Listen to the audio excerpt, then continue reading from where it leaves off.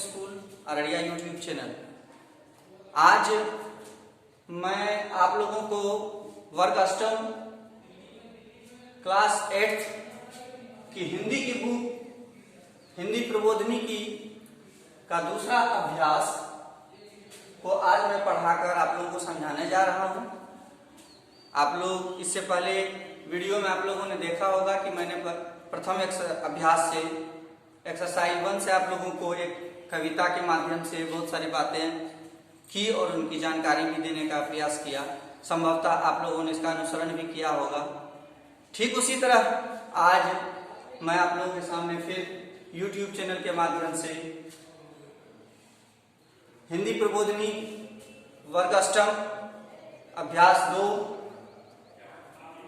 Chapter का नाम मातृभूमि देवो भव से संबंधित कुछ बातें आप लोगों को बताने आया हूं और आप लोग इसको ध्यान से सुनेंगे और ज्यादा से ज्यादा फॉलो करने का प्रयास करेंगे। जहां भी प्रॉब्लम होगी, जहां भी समस्याएं आएंगी, उन्हें आप कमेंट्स के माध्यम से ईपीएस ऑफिशियल पर आप कमेंट भेज सकते हैं और उस पर फिर बाद में हम लोग विचार करके फिर एक नया वीडियो बना करके आप लोगों की समस्याओं का समाधान करने का हम लोग प्रयास करेंगे। तो आगे बढ़ते हैं।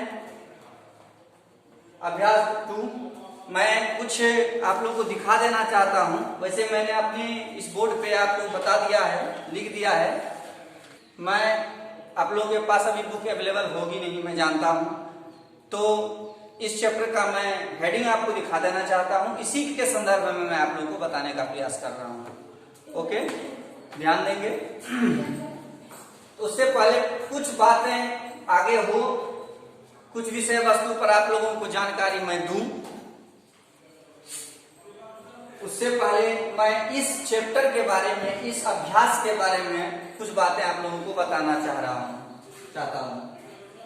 देखिए, मातृभूमि देवो भव अर्थात धरती माँ, जो हमारी ये धरती है, ये पवित्र भूमि है, यह हम इनको माँ के समान मानते हैं और यह इनका एक स्वरूप है जिनकी हम पूजा भी करते हैं। तो जैसे हम लोग कहते हैं भारत माता की जय, उसी तरह हम धरती माता की भी जय हम कहते हैं। तो आज इसके संदर्भ में मैंने कुछ शब्दार्थ आप लोगों को यहाँ दिया है, आप इस पर ध्यान देंगे। ये शब्दार्थ जो दिया गया है, इनको ध्यान से सुनेंगे। मैं जो बोलता हूं, मेरे उच्चारण, मेरे शब्दों को आप लोग ध्यान से सुनेंगे और उन्हें समझने का प्रयत्न करेंगे। सबसे जो पहला शब्द है वो है मातृभूमि देवो भव, अर्थात मातृभूमि यानी हमारी धरती भूमि की जो धरती है, हमारी माँ है, वह उनको हम देव यानी देवता के समान समझते हैं, मानते हैं और उनकी पूजा करते हैं, उनकी सेवा भी करते हैं। बच्चों, दूसरा शब्द है मानवीय, मनुष्य से संबंधित। हम अक्सर बातचीत करते रहते हैं, कोई बच्चे ज्यादा शैतानी करते हैं, उद्दंडता दिखाते हैं, तो उनमें कहते हैं कि तुम्हारे अंदर से मानवीय गुण खत्म हो गया है। इसका अर्थात मनुष्य के भीतर जो उनका कर्तव्य है, जो कर्म है, वह लुप्त हो जाना, वही मानवीय है, मनुष्य के भीतर की वस्तु है। और वो जो भी समस्याएं हैं, मनुष्य से जो संबंधित समस्याएं हैं, उन्हीं को हम मानवीय कहते हैं। उसमें समस्याएं नहीं, गुण भी हो सकता है। गुण और अवगुण 2 शब्द हैं। मनुष्य में गुण भी होता है, मनुष्य में अवगुण भी होता है। तो दोनों पहलू को लेके हमको चलना चाहिए। अब है उपरांत। उपरांत शब्द, इसका आपको 2 मीनिंग हम भी लिख दिए हैं। एक होता है पश्चात। समझ में नहीं आएगी कि पश्चात क्या होता है, तो यहां मैंने इन शब्द को फिर से दिखाया भी है, लिख के बताया भी है। आप लोगों को ध्यान देंगे, मैं यहां आप लोगों को बता रहा हूं। पश्चात अर्थात बाद में। एक होता है पहले और एक होता है बाद, जिसे कि हम लोग इंग्लिश में आफ्टर और बिफोर के नाम से भी जानते हैं। तो उपरांत अर्थात बाद में। ग्रसित, ग्रसित का अर्थ होता है पीड़ित। जब कोई दुखी अवस्था में आता है तो उनको ग्रसित शब्द से हम संबोधन करते हैं, जिनका अर्थ होता है पीड़ित। पीड़ित का अर्थ होता है पीड़ा से युक्त। पीड़ा होता है दुख, व्यथा, कष्ट, वेदना।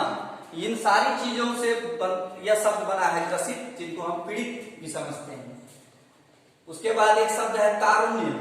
ध्यान देंगे, तारुण्य। तारुण्य का अर्थ होता है युवा अवस्था।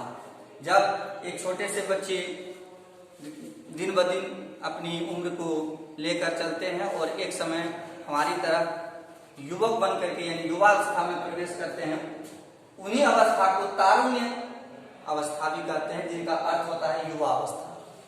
ठीक है। अब आइए, एक शब्द है शिला। शिला, शिला दो प्रकार की शिला। एक शिला किसी का नाम भी हो सकता है शिला, लेकिन यहां जो शिला तालब विषयों में हर्षी कर लो में आकर इस शिला का अर्थ होता है चट्टान। आपने सुना होगा, आपने पढ़ा भी होगा, आपने देखा भी होगा। श्रुति संभिन्नार्थक शब्द, जिसमें किसी भी शब्द को सुनने में एक जैसा लगता है लेकिन अर्थ अलग अलग होता है, तो वही हम आपको बताना चाह रहे हैं। यहाँ किसी लड़की का नाम शिला नहीं है, यहाँ इसका नाम, इस शिला का अर्थ होता है चट्टान। चट्टान समझते होंगे आप लोग। उसके बाद है एक शब्द है उच्छल।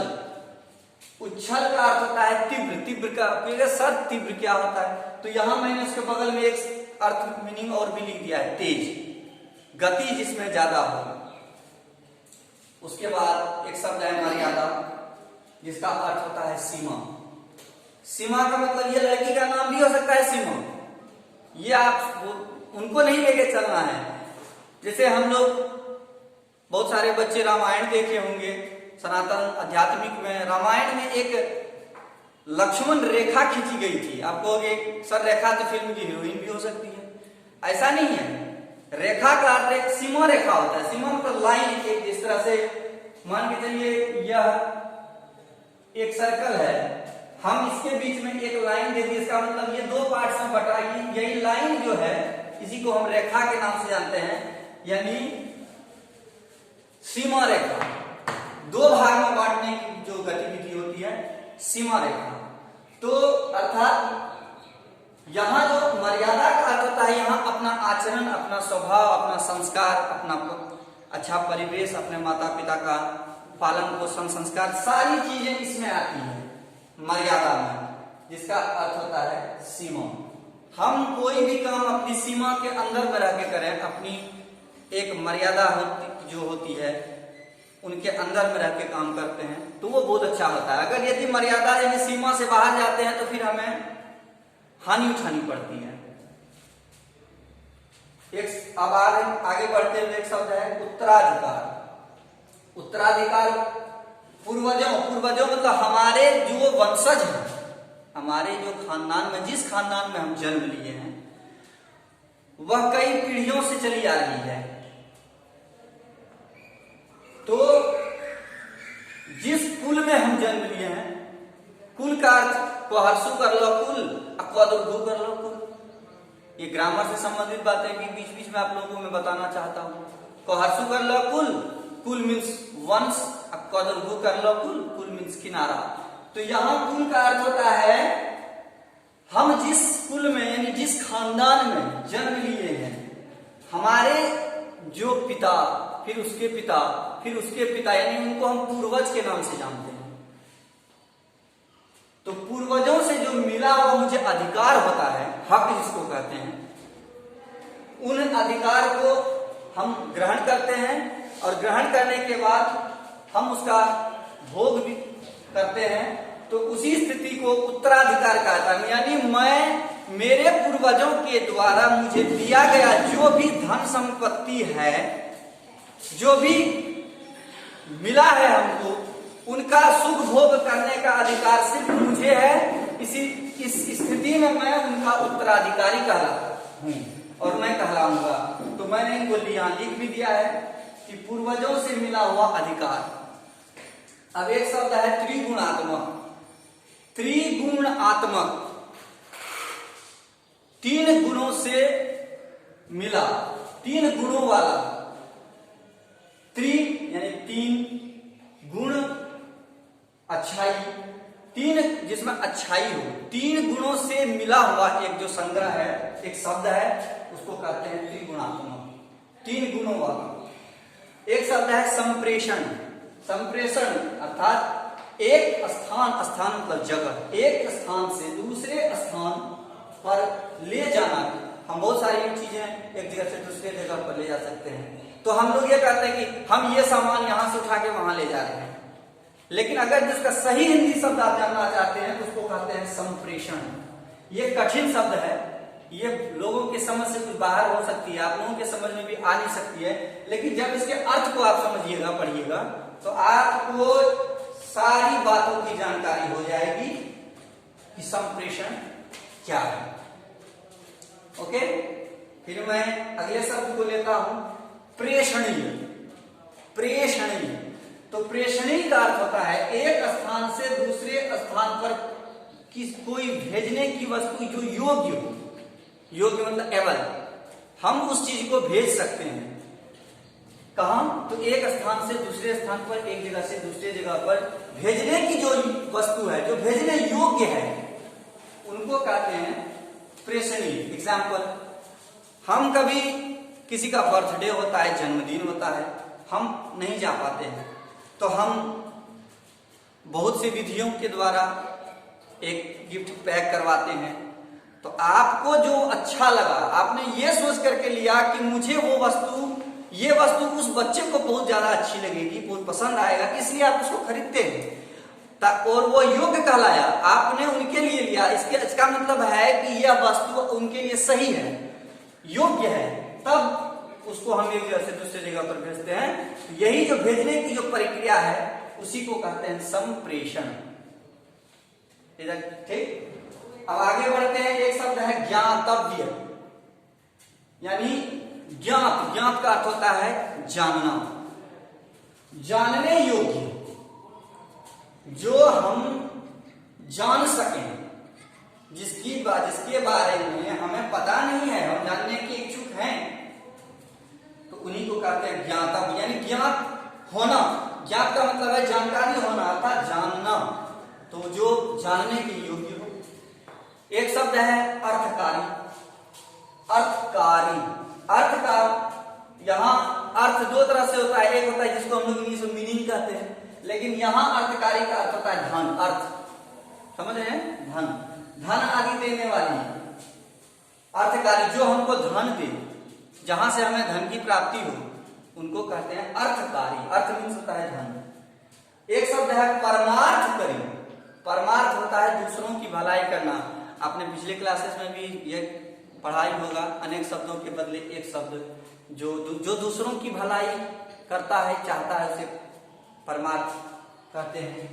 तो परमार्थ करें, यानी इसमें दो चीजें हैं, एक तो दूसरे की भलाई करना और आध्यात्मिकता, यानी सही ज्ञान का प्रसार करना, सही ज्ञान दूसरे बच्चों में डालना। तो ये कुछ मैंने शब्दार्थ आप लोगों को बताया भी है। इस शब्दार्थ को सबसे पहले आप लोग अपनी कॉपी पर नोट कर लेंगे, अपनी कॉपी पर लिख लेंगे। अब जो मैं कुछ शब्द के माध्यम से आप लोगों को, क्योंकि ये मैंने आप लोग को इसलिए बताया है ताकि मैं जो अब आगे की पढ़ाई आपको पढ़ाऊं, तो इसमें इन शब्दों को देखकर आप उस शब्द को समझने का प्रयत्न करेंगे।